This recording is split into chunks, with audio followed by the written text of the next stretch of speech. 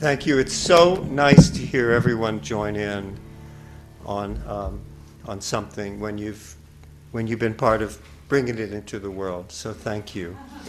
And welcome, of course, to Advent.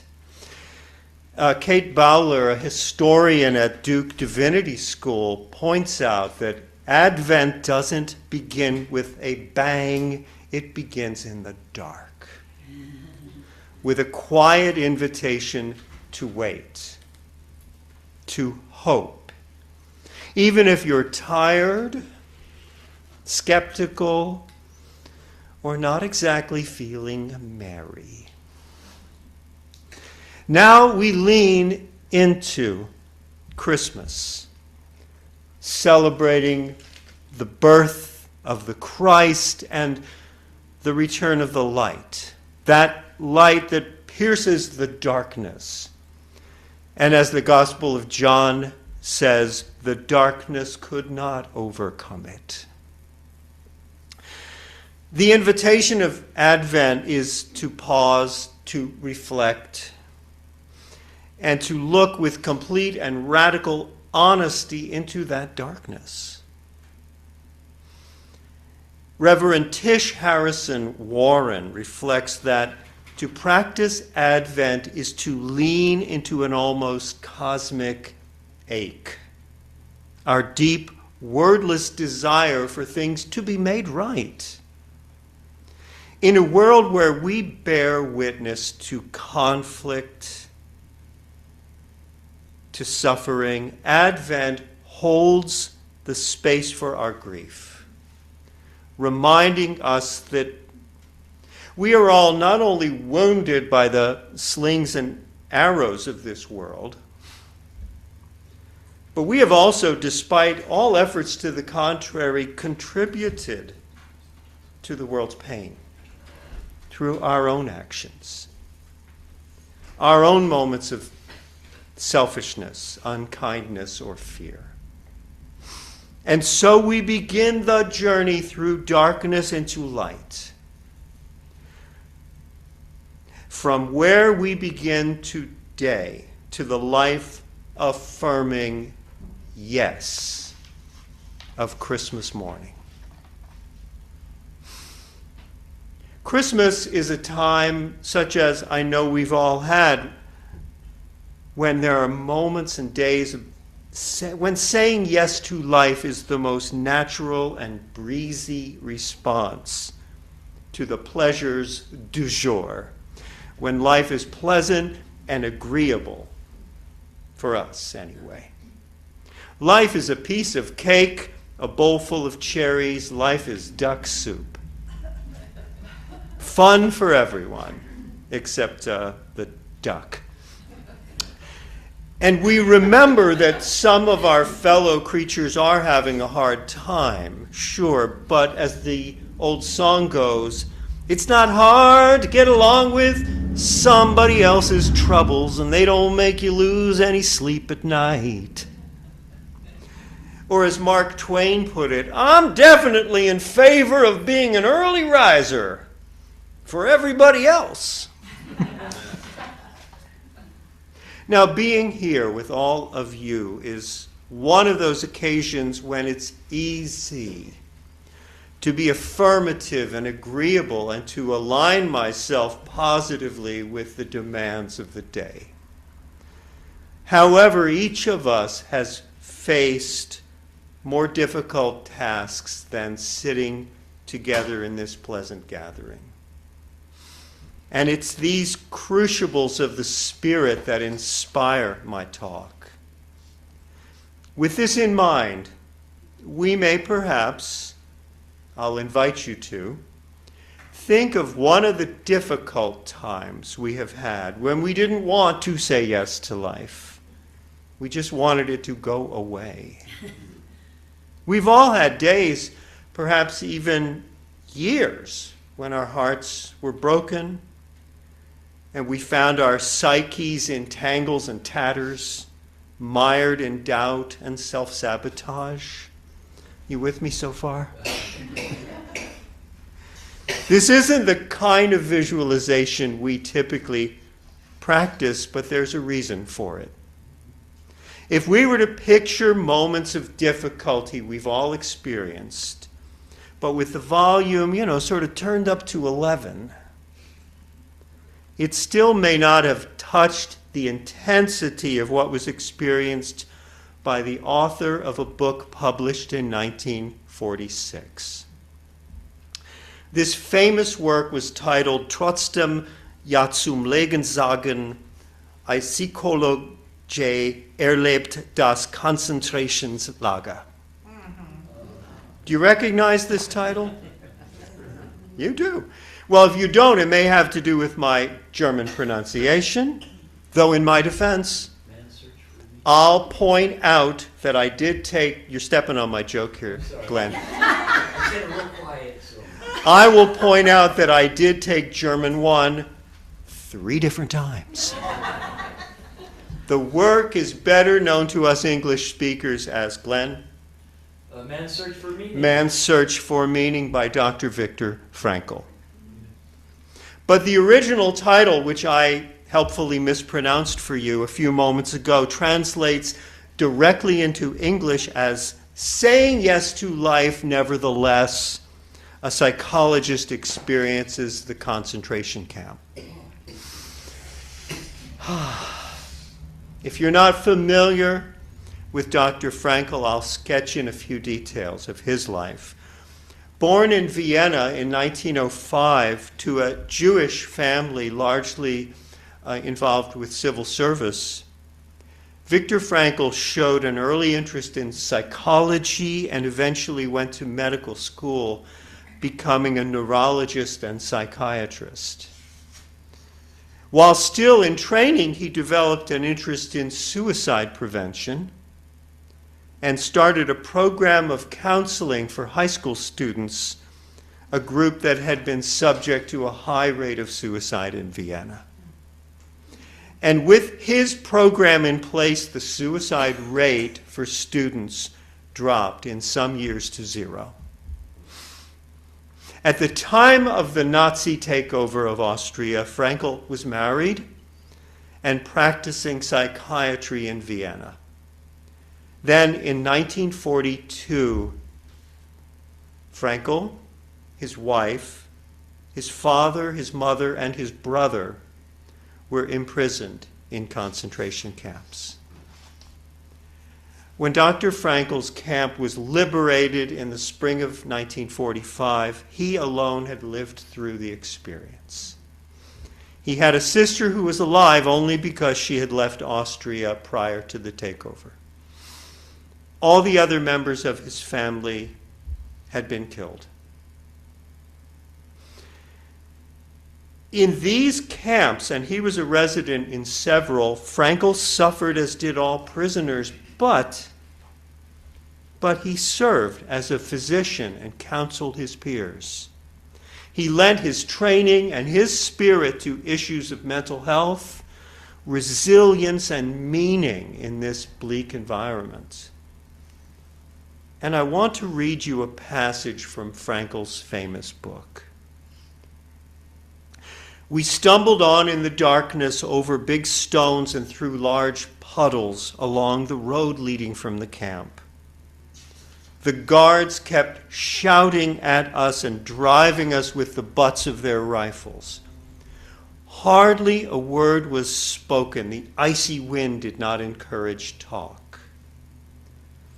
Hiding his mouth behind his upturned collar, the man marching next to me whispered suddenly, "If our wives could see us now. I do hope they're better off in their camps and don't know what is happening to us." That brought thoughts of my own wife to my mind. And as we stumbled on for miles, slipping on icy spots, supporting each other time and again, dragging one another up and onward, nothing was said, but we both knew each of us was thinking of his wife. Occasionally I looked at the sky where The stars were fading, and the pink light of the morning was beginning to spread behind a dark bank of clouds. But my mind clung to my wife's image, imagining it with uncanny acuteness. I heard her answering me, saw her smile, her frank and encouraging look. Real or not, her look was then more luminous than the sun which was beginning to rise. For the first time in my life, I saw the truth that love is the ultimate and highest goal to which we can aspire. I grasped the meaning of the greatest secret, the salvation of humanity, is through love and in love. I understood how one who has nothing left in this world may still know bliss, be it only for a brief moment of contemplation of the beloved. In a position of utter desolation, when his only achievement may consist in enduring sufferings in an honorable way. In such a position, one can, through loving contemplation of the beloved, achieve fulfillment. For the first time in my life, he concludes, I was able to understand the meaning of the words, the angels are lost in perpetual contemplation of an infinite glory.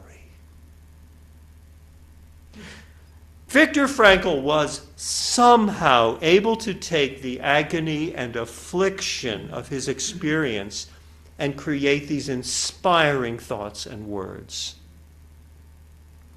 I don't know about you, but I rather question whether my fortitude would be equal to what he endured.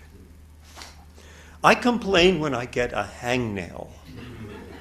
I don't see myself as having what it takes to survive a concentration camp. I can barely survive a campout sometimes.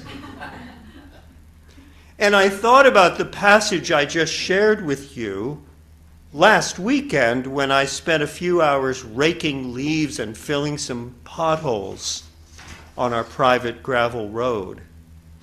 With one thing and another, I'd started this task in the late morning, and since I was busy at it for a few hours, it was well past my lunchtime when I finished, and I knew it. My stomach was complaining and my attention wandering, and here was Frankl, no doubt malnourished, being struck by rifle butts with inadequate clothing, and nevertheless focused on love for his beloved, transcending the moment. I have a long way to go. When we're caught up in pain, whether purely created through our way of thinking, or also stemming from truly devastating circumstances, what can we do to continue saying yes to life? Viktor Frankl, as well as Albert Schweitzer, who were obligated by sesquicentennial edict to mention in every talk this year, laid out a path, however difficult it may be for us to follow. In Frankl's words, the salvation of humanity is through love and in love. It's ever our decision to act from love. That is what we may control. We're not masters of our fate in terms of externals. We may stumble, fall prey to illness, have the economy crash, be in a car crash, lose a loved one. If we live long enough, all these losses and more may well, surely will occur. However, Frankl tells us the one thing we cannot lose or have taken from us is our perspective, our meaning, and our attitude. As he wrote in another passage, what was really needed was a fundamental change in our attitude toward life. We had to learn ourselves, and furthermore, we had to teach those who despair that it did not really matter what we expected from life, but rather what life expected from us. When one finds that it's their destiny to suffer, they will need to accept suffering as a task, to acknowledge the fact that even in suffering we are unique in the universe. The unique opportunity lies in the way in which we bear our burden. So there you have it. You are all free to suffer. What an uplifting talk, Doug. So possibly to give you a kind of break from such inspiration, I'll bring in one more source. This one is from Woody Allen. To love is to suffer. To avoid suffering, one must not love. But then one suffers from not loving. Therefore, to love is to suffer. Not to love is to suffer. To suffer is to suffer. To be happy is to love. To be happy, then, is to suffer. But suffering makes one unhappy. Therefore, to be happy, one must love, or love to suffer, or suffer from too much happiness. This lesson of learning to bear one's burden, I mean not Woody Allen's lesson, but the other one, is one that I at least know I need to learn. For truly, if you haven't figured it out, I'm a whiner. When I met Sally, I can genuinely say I wined and dined her. But those who only listen, don't realize how I'm spelling wined. I find someone like Viktor Frankl almost incomprehensible, but inspiring to the nth degree. And I'm sure if I'd had the opportunity to sit down in his office and unpack the bag of troubles that I drag around the globe, Dr. Frankl would tell me what is needed is a fundamental change in my attitude. That my life is not my own. My life is a gift. Our lives are gifts we are given. And I don't have the right to expect anything from this gift of my life. I instead must look at what I can do with this precious gift. Furthermore, my life was not given to me to enjoy as my inheritance alone. The spark of consciousness and intelligence, whatever I can bring, is here for me to create joy and purpose, not solely for myself, but for those I share the planet with. I send my talks, each time I write a new one, to a lifelong friend, a fellow I met when we were both 12 years old. He's now a retired minister, and he dialogues with me about these talks in a really useful way. And after reading this one, Hal Jones, my old friend, wrote this to me. A friend whose first wife died in the hospital and whose second wife died after being diagnosed with cancer shortly after they were married, shared this story. He said, this is Hal's friend, in a moment when I was feeling almost overpowered by my grief and feeling the depth of my anger at God, I screamed, I've been a faithful husband, a faithful father, a faithful Christian. What more do you want from me? What is it you want from me? You ever felt like letting out that holler a little bit? And he writes, the moment after I screamed that, I felt an overwhelming sense of the presence and comfort of the Holy Spirit, gently saying to me, in each moment of your life, I want you to love the person I put in front of you. That's our mission. Of course, my beloved teacher Albert Schweitzer urged all of us to find ways to serve not just ourselves but our fellows, saying service is the rent we pay for our room here on earth. And also, the only ones among you who will be really happy are those who have sought and found how to serve. We're in this together.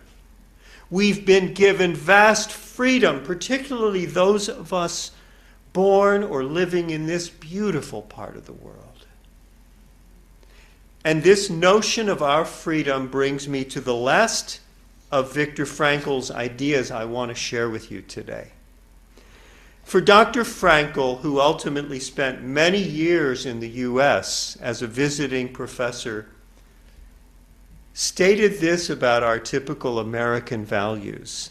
He said that he admired the Statue of Liberty, symbolizing American freedoms and welcoming those who wish to join our society. But then he said this, freedom, though, is not the last word. Freedom is in danger of degenerating unless it is lived in terms of responsibleness. And he wrote, so that is why I recommend that the Statue of Liberty on the East Coast be supplemented by a Statue of Responsibility on the West Coast. And if you look this up, go online, you will see there are designs for a Statue of Responsibility. They're modeling it on Sally. She's a very responsible person. I don't think so. And there are people trying to get it built and erected, perhaps off the coast of San Francisco or San Diego. Port Angeles. Well, that's what I'm saying. For my part, I don't see why the statue couldn't be sited in the Strait of Juan de Fuca, right? For in Frankl's words, life ultimately means taking the responsibility to find the right answer to its problems. Maybe one of us will be the person to take the responsibility to get that statue put up. Right in the waters out here, stranger things have happened. We create our life experiences through our thinking and through affirmative prayer. These practices give meaning to our lives, meaning that transcends suffering. In this way, when Frankl was in a brutal dawn work party, his thoughts of his wife in those frigid moments led him to a profound experience of love. Just so may we find pathways to love no matter what our circumstances. May we find meaning and love together. May our suffering be brief. I wish that for all of us, and our love long-lasting. May we embrace both the freedom and the responsibility to say yes to each day of our lives. And may we be ready always to renew our lives, to offer heartfelt service, and to know the pricelessness of each day and hour. Thank you.